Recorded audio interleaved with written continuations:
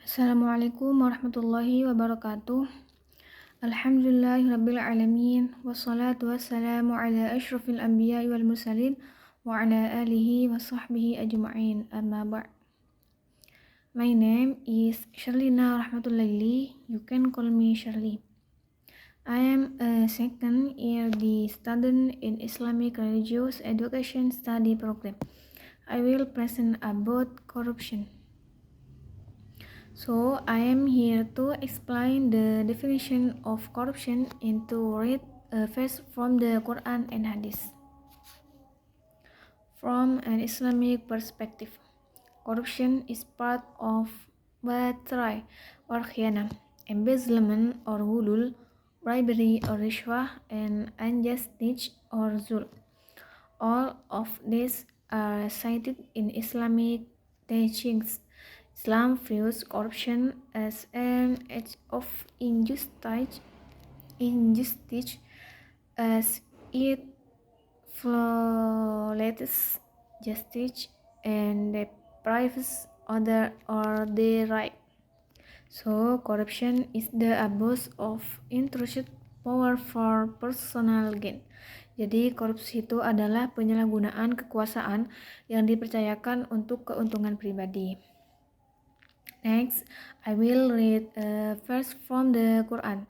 Jadi saya di sini akan membacakan ayat Al-Quran yang menjelaskan larangan untuk berbuat korupsi yang terdapat pada surah Al-Baqarah ayat 188. A'udzubillahi minasyaitonirrajim. Bismillahirrahmanirrahim. Wala ta'kulu amwalakum bainakum bil batili wa tudlu biha il hukam.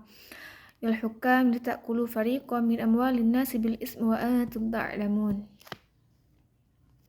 And do not consume on another's wealth unjustly or send it in bribery to the rulers in order that they might cause you to consume a portion of the wealth of others while you know it is unlawful.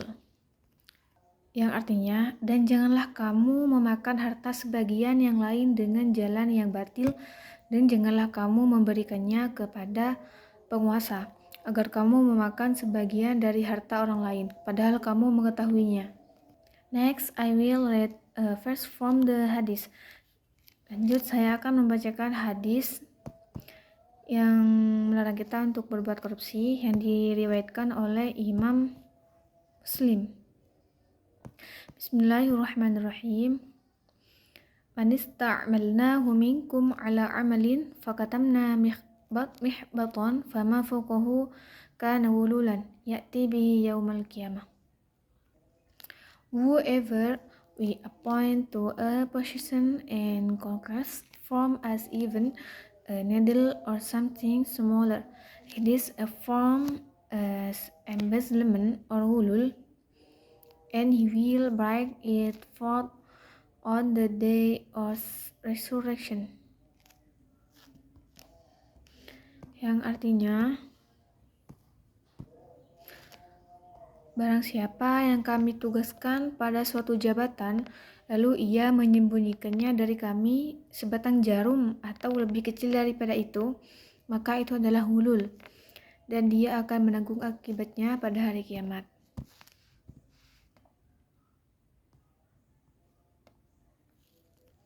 Islamic principles in combating corruption. 1. Truth or amanah. 2. Honesty or siddiq.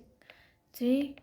Transparency and accountability.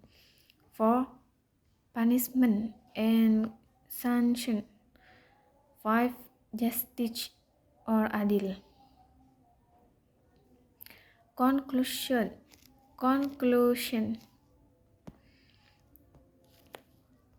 Kesimpulannya.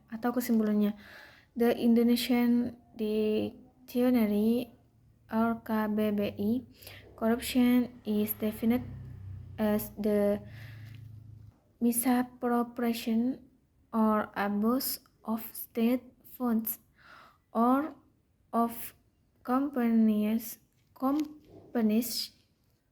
Islam is also against corruption because corruption is a despicable act.